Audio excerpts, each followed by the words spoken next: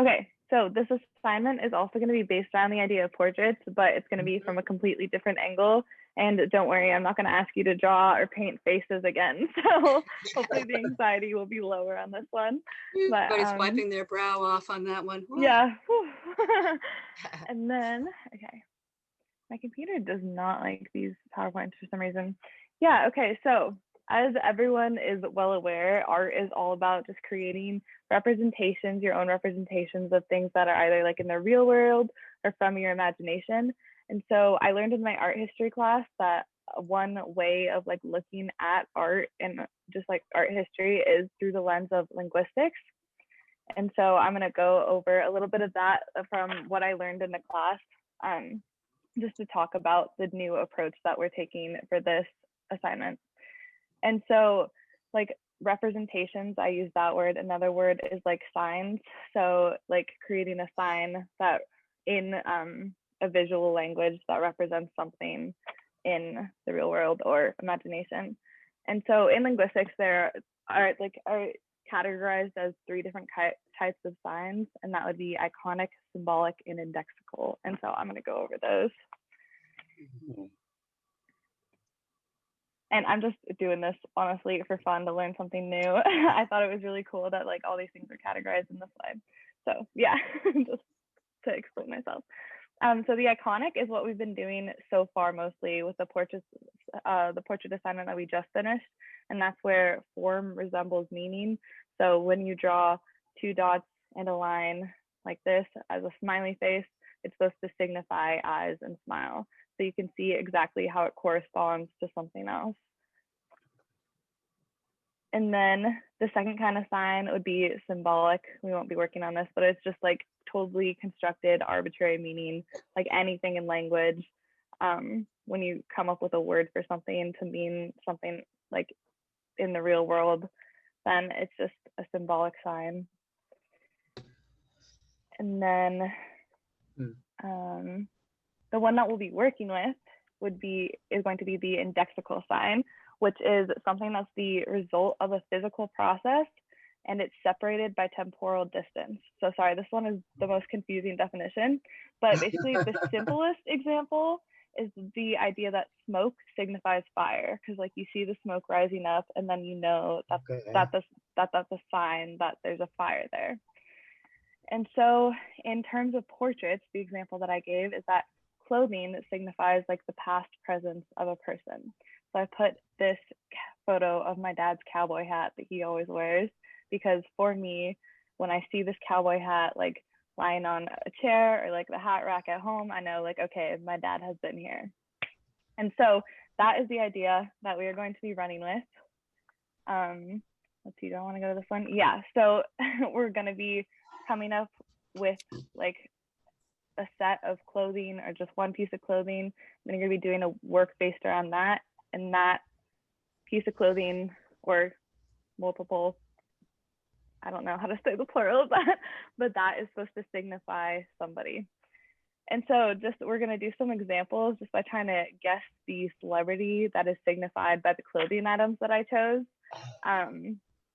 So I was consulting my mom and dad on this to try to see if the references I chose would actually be relevant to you guys. So we'll see how well I did. Oh, thanks. We'll find out. Nice. I'm a little bit to the nowadays too. I don't have television, so I might be out of this one. No, to be honest though, I like past music. I don't like the newer stuff anyway. So in movies and stuff. So this was not too difficult for me. Hopefully it might not be separated by age, but just more about, you know, what each person individually likes, you know, sort of. Yeah, that's probably really fun true. to see. Yeah. Well, I've been noticing your t-shirts, Kathryn. Sorry? So I've been noticing your t-shirts in terms of liking older artists. Yeah. Right. No, I'm exactly. So. Yeah. And then I also put some multiple choice if we get really stuck. So, okay, I'll go to the first one. Okay, so which celebrity is signified by these clothes? Princess Di. Audrey Hepburn, black clothes. I Mm. thought of heard it. Elizabeth Taylor, but I don't know. Audrey Hepburn, maybe. Or, Yeah, or Princess Di. We'll go to this one real quick. Yeah, those are the Okay. multiple choice. So Well, Audrey you know. Wrong Hepburn. with the girl. my mom was getting creative Cruella? helping me with the multiple choice. Yeah, so it is Audrey Hepburn Okay. in Breakfast Yeah. at Tiffany's. Right.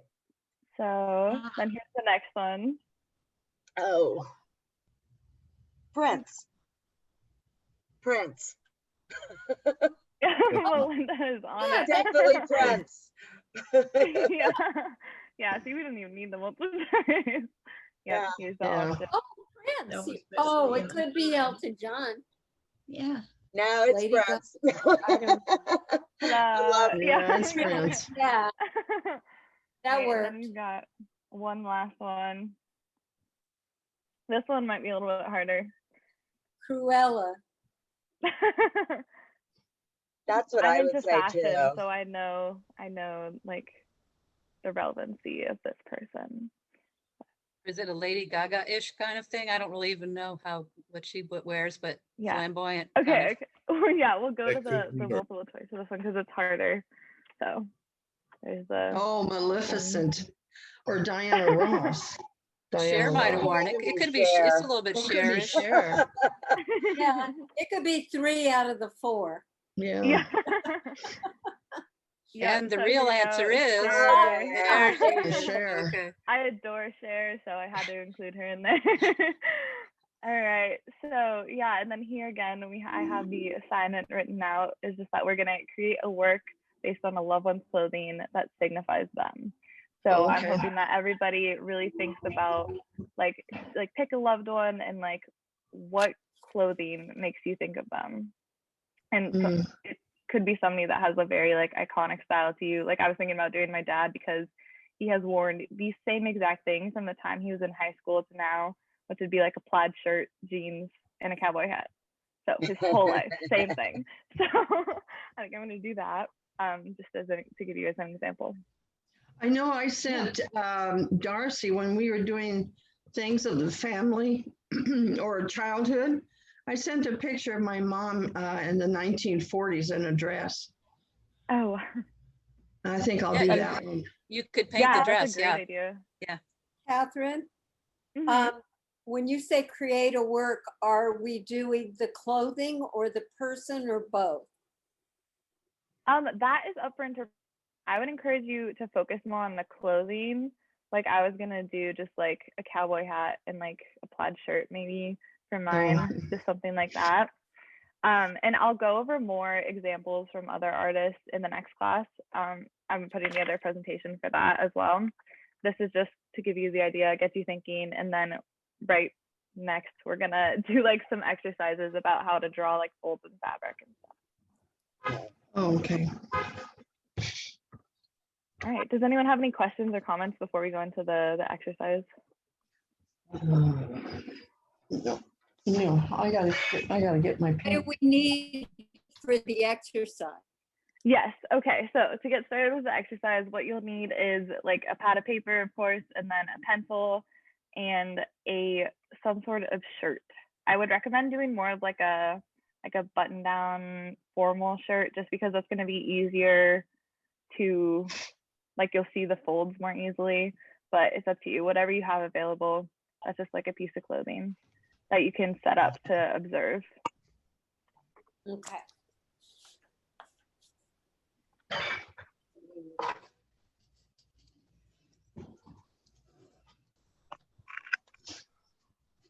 Yeah, so it's up to you how you want to set it up. You could throw it over like a chair, like Right. Darcie has, you can see in her screen right there, or you can just like throw it on a table, crumple it up. Okay. Yeah, just something where you can see all the like the different folds in it because we're going to be doing contour drawings of that. Okay, looks like most people are back. So what we're gonna do with this is step 1 is to just like set up the shirt to do the observation. And then step 2, we're gonna do a blind contour drawing, which we've done before with Darcie. I forget when, I think it was before the portrait assignment. Mhm. Yep. Yeah, and then we're going to do a regular contour drawing, and then we're going to do a drawing shading. Those would be the 3 drawings. And I'll probably plan on giving you about like 15 minutes for each. So it's not going to be like a super involved one. It's just more to get like the hang of it, of drawing contours and folds and getting comfortable with that. Okay, so for the blind contour drawing, you guys are pretty familiar with this. You set up your paper in a way so that you can see the shirt that you're drawing, but you can't see your paper. So you have to look only at the shirt or your item of clothing and not down at the paper. And so every edge that you travel with your eyes, I want like you do record an equal mark on your paper. So you move your eyes like very slowly around each fold in the fabric, and equally slowly move your pencil around in that same exact way. And just go piece by piece, and don't worry about how it looks at the end.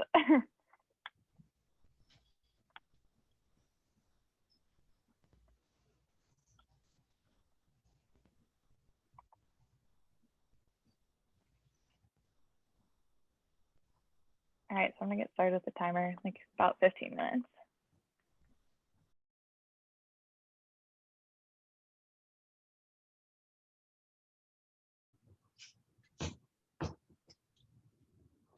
All right, so our time is up for that one.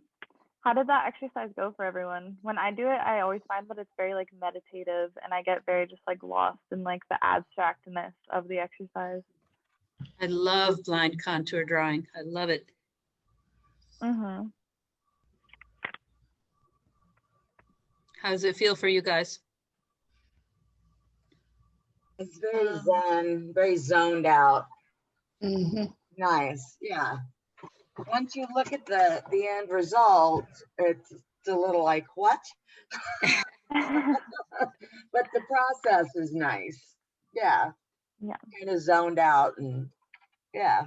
I feel also that I learned something because I really reconnect my hand and my eye, you know, and to get my brain kind of out of the way a little bit. Yeah, I ended up doing like, because I was doing them really quick. And when you said 15 minutes, I was like, oh no.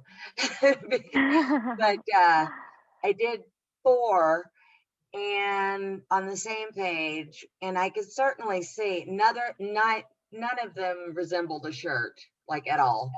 But I could see the shapes I was drawing repeating, right, in the 4 different ones. So I had the connection, you know, this shape is what I'm seeing, and I was sort of getting it on the paper. Yeah, I wound up going back over areas where I had already drawn, you know, so that like yours, my drawing doesn't look like a shirt really, but I you know, I can see the pathways that in the shirt. I didn't do a shirt. I did a representative apron of my mother's aprons, one of her That's aprons. nice. And then I went back and colored in some shading and made the lines darker. So it does look a little bit like what might be an apron. But after she died, I took her collection of aprons and had them made into a teddy bear. Oh, So That's my great. drawing is going to be a teddy bear with mother's aprons on it. Cool. That's a really awesome That's a great idea. idea. I love that. Yeah. And I like the idea also of using your contour drawing and then maybe going back into it afterwards and adding shading or color, you know, take it down the road farther, even if you feel like it. Mm-hmm. Mm-hmm. Well, actually, I cheated a little bit. I didn't even start out with an apron. I started out with what is a bag, a bag that you would carry around to put stuff in it. And then the way I placed it made it look a little bit like an apron. So. All right, so our next step in these exercises is to do a regular contour drawing, which means that it's the exact same thing that we were just doing, except that this time you're allowed to look down at your paper just to check things like proportions. And I encourage you all to use the very same like concentration, like the very slow, like little bit by little bit, your eyes move along what you're looking at. And then at the same time, your pencil moves in the same way. And on this one, I'm going to encourage you all to try and just take it really, really slow. Just like really look, try and see if you could just work on one drawing for the whole time and just get really, really into the small details and the different ways that the fabric moves. So if we can look,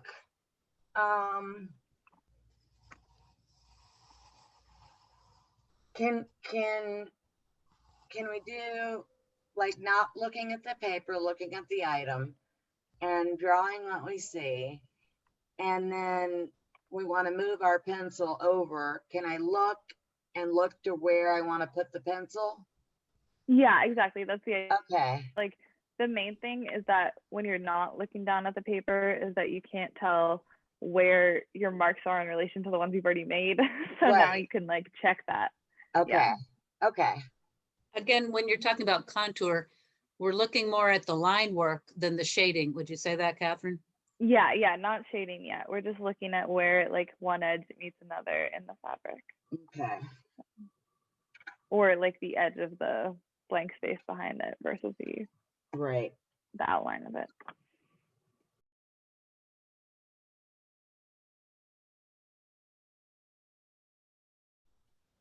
All right, so time's up for that second one.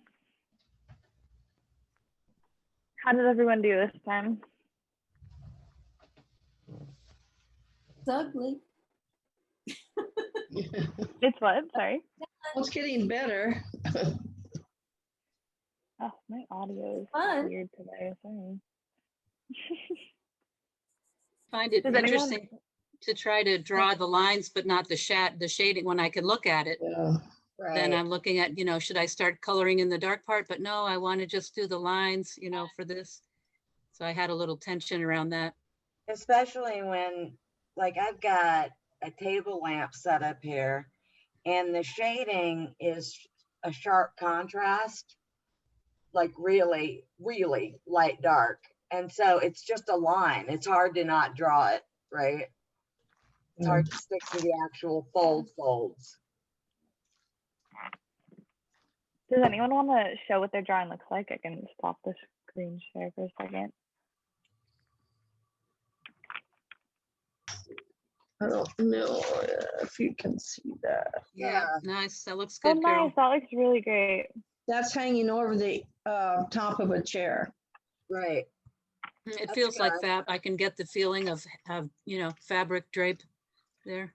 But I know that feeling about I wanted to shadow in everything too, but it's hard not to. I cheated. Oh yeah, that looks good, Melinda. Looks so good, Melinda. Nice lines. Yeah. It's just the top, right? Yeah, it's pretty. It's pretty just to do the line work. Like to really love the lines. Yeah. Can you hold that up again, Melinda? Yeah. I think Ellsworth Kelly has a series of just like contour drawings that he did of flowers, and they're so beautiful. Ellsworth Kelly, yeah, that would be fun to look up.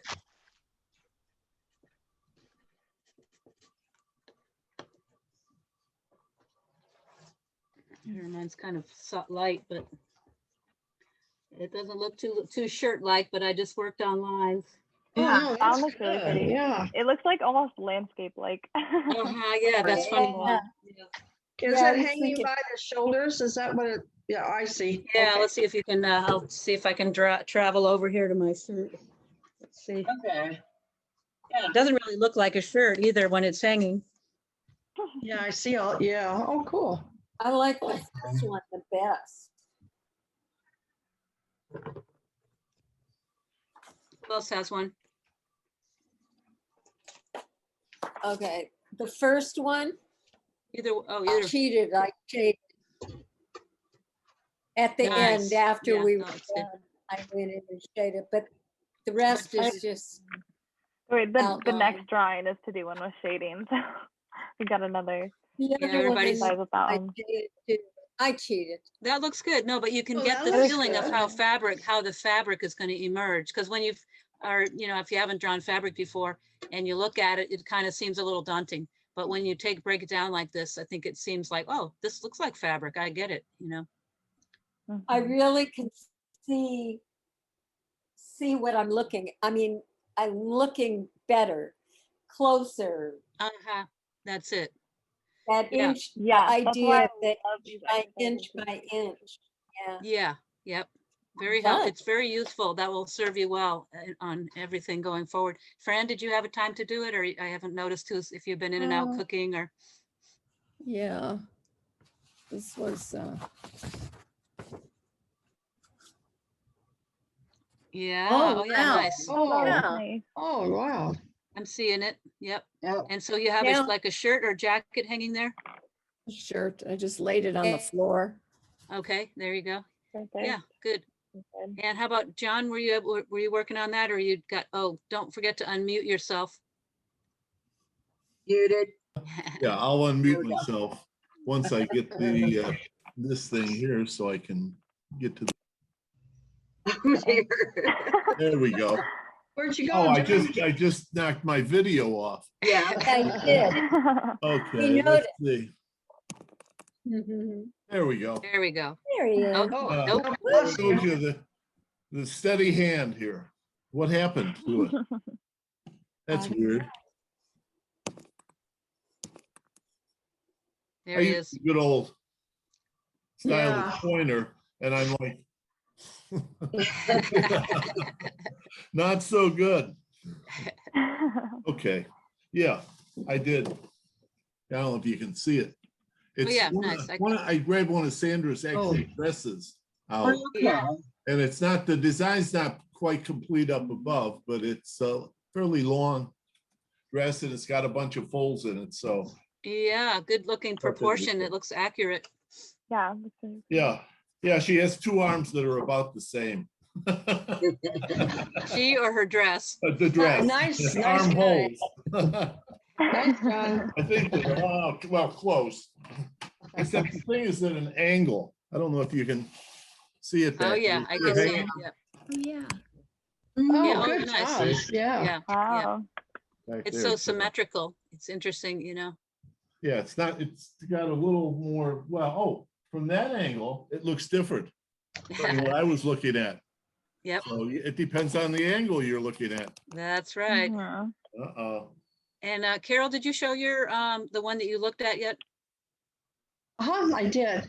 I forgot. Yeah. Oh yeah, I remember. You went first. That's right.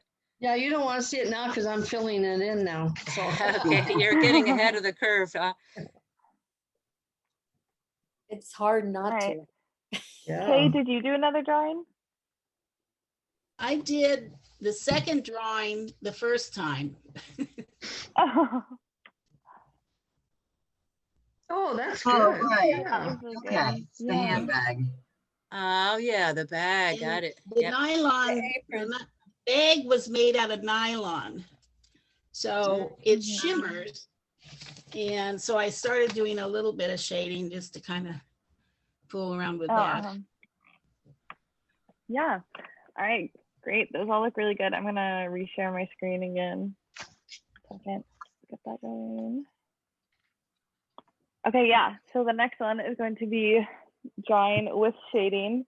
So now you're going to be doing the same thing that you were before, but this time you're also having to keep track of an additional aspect, which is the shifts in light and dark, and where there's like contrasting values and where there's like subtle gradations and shifts. And so you can use like obviously like the side of your pencil to shade things in different shapes, in different darknesses or lightness. So And so start a new one though. Don't color in the one you just did, right? yeah, I would start a new one. You knew we were going to cheat. Yeah, Yes, I saw that coming. I know how y'all are. of course we were. Hey, I'm done already. Hey, no, wait a minute. Oh, goodness.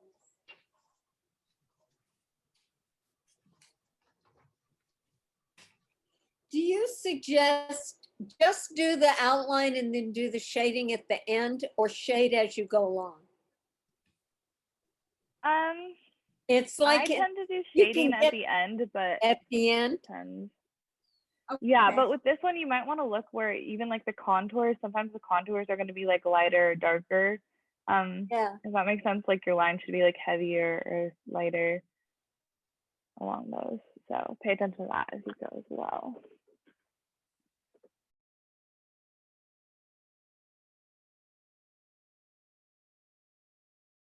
All right, so that's 15 minutes. The time's up for that one. I'm gonna stop sharing again so we can show the drawings. I assume people probably aren't done because I got like a tiny bit of the way into it, but oh, that looks so good, Carol. Darcie, that's beautiful.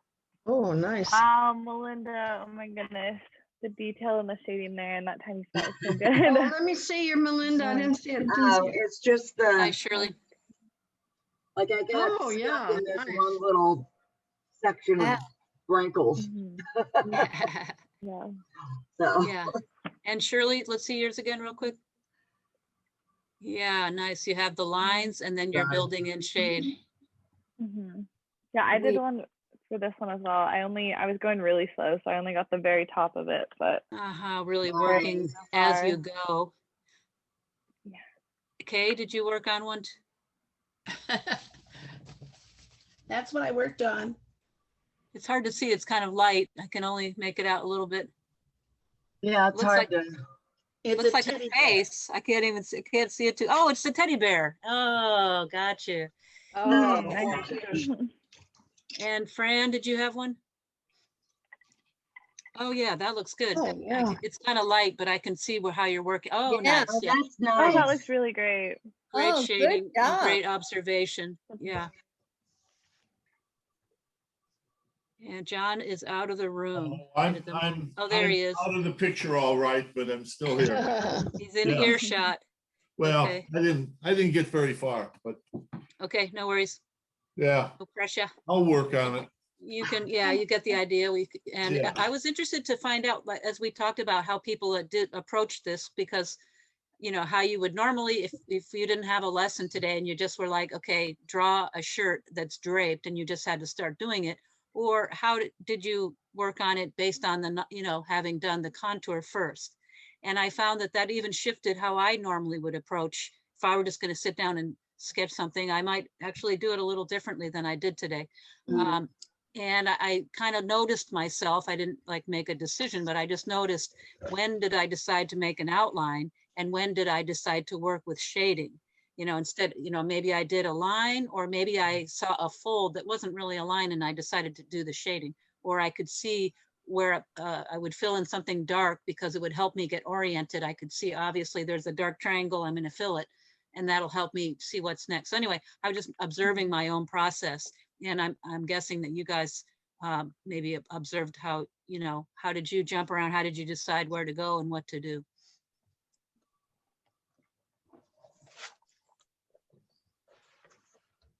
And that's sort of you don't have to answer it, but if anybody has thoughts on their approach. Oh, you're looking for a response. Well, not necessarily. It was kind of a comment, but I'm also inviting it if you had if anything jumped out at you as you worked. Well, I went looking for the teddy bear that is made out of my mother's aprons, and well, one apron, and did an outline first, just because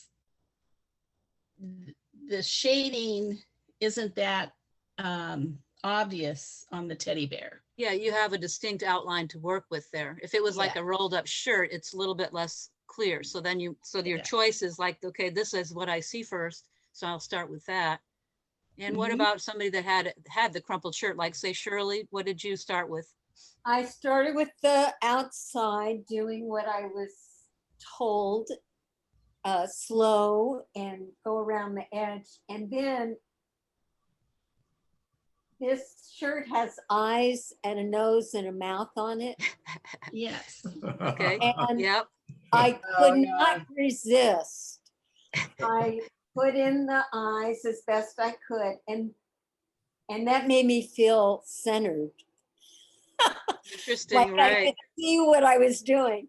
Yeah, And well, then that kind of goes back to what Kathryn opened the lesson with, when you're, and to some extent, when you're looking at something that you recognize, an eye, as opposed to looking at folds and shadow, and that's not necessarily a distinct thing. It's not an object that we recognize. It's something new.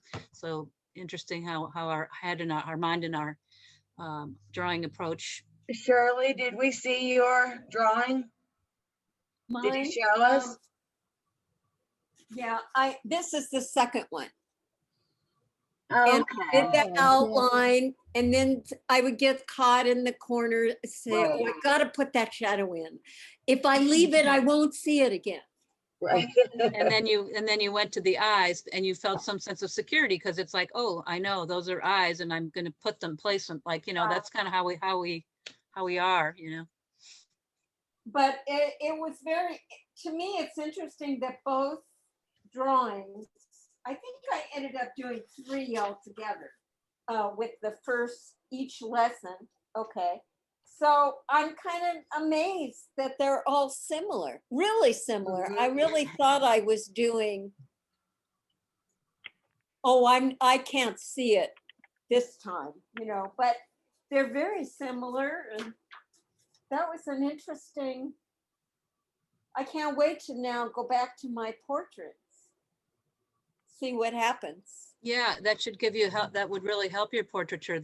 You know, like, again, just working with the folded cloth, because it's not something we obviously recognize. There's no, I mean, in that, with the shirt, you have the eye, but you know, in a normal piece of cloth, you don't look at a pattern. You're just looking at this mysterious shape that has light and dark. And so training yourself for that helps you tackle other subjects, anything else you work on.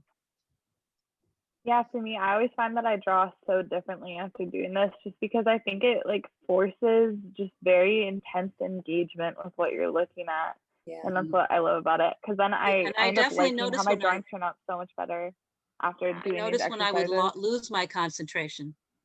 Yeah. You know, I caught myself kind of same. like working without really looking because I just Mhm. spaced out, and oh, go back to be looking again. I could really notice that.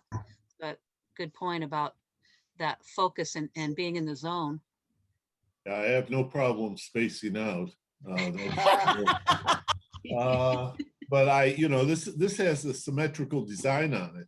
And so I fell back onto what is good for me, which is just kind of measuring and then translating the measurements to the size of the paper.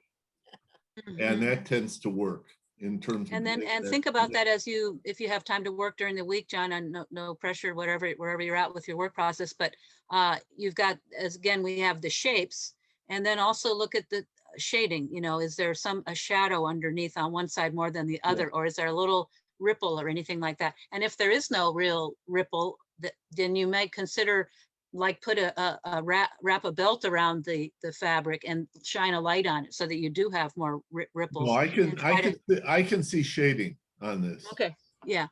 Real clearly, and it's definitely where some of the folds are on it, and the lighter parts are in the front, and the darker parts are just a little bit back as the fold starts. So you're blending that with the symmetry, the shape of the object, and the patterning within, blended with looking at the light and dark of the shadow there. Yeah, I worked on that with the Magritte that I did. Because there were a lot of folds, so that helped. I still haven't gotten the cage right, but I forgot about that. Yeah, you one have of a these little. days you'll see that one. Yeah, that's a nice piece for sure. And not to, I don't want to, I just want to go back to, Carol mentioned something about digital work, and I will talk with you about that, Carol. And also Fran has brought up digital, whether you use like an app that you download to your phone that you can like upload a photograph of your art and then do like a background color by scribbling into your phone. There are ways to use these tools, and it's not something I can just tell you in 5 seconds, but we'll take some time and talk about that in a future session. After, when Kathryn's done, I can talk to you, Carol, if you have a specific question. I do have a specific question, so I'll stay on the line. Okay, yeah, just hold on. And I just wanted to give Kathryn and you guys a minute to, we have about 7 minutes, so Don't we Yeah. have Yeah. an hour? Oh, what time is it? No, okay. I thought we'd been doing this for 1 hour and it's been speaking of, yeah, in the zone. Yeah, I just wanted to let you know what's coming up next week. I'm gonna cover a presentation of like different artists that do stuff like with clothing and like different things with Indexical signs. And then I'm also gonna be doing a demo of painting folds. Yeah, and then Oh, yeah, that should be Painting all I painting have. what? I'm Folds, sorry. I'm painting having drapery. trouble hearing you. Oh, painting Oh, drapery. Yeah, my Okay. audio is really Folds. strange today. Sorry. Yeah, painting drapery and folds. Yeah. Okay. Folds. Okay. And so we'll send out, an email to describe that. But Kathryn, in general, should they be prepared to paint, follow your demo, like get some watercolor or acrylic paints out to try to follow you, or? Yeah. Yeah, acrylic would be great. Okay. We're gonna do it in black and white, I think. So you just need black and white acrylic. Oh, Okay, okay. that'd be good. Yeah. Okay. Cool. And water. Yeah, so Thanks. Well, you can't do Yeah, And thanks, meanwhile, you Catherine. guys- that. Okay. Yeah, thanks very much, Catherine. Catherine, Oh, you're welcome. I'm glad you that was fun. And I'm meanwhile, glad. think about, if you haven't already decided on something, think about what your subject matter will be, right? Right. Yeah, for sure. Oh, you mean for next week? We're not doing what she's doing exactly? We're going to follow the assignment that she suggested in the beginning of the session today, Oh, which is to find some clothing or an object of clothing that speaks to you, that tells you that this is referring to a certain person. okay. So I her got it. father always wears a cowboy hat. She's going to do the hat. If your grandmother wore aprons, get your grandmother's apron. Think of something that's a personal item of, or you were saying, Carol, you would have the photo of your mother wearing a certain dress. You could Yeah, do the that. 1940s dress, yes. Yeah, right. That That would be 40s so cool. Yeah. style will really speak to that. And it may be that whatever, her personal taste.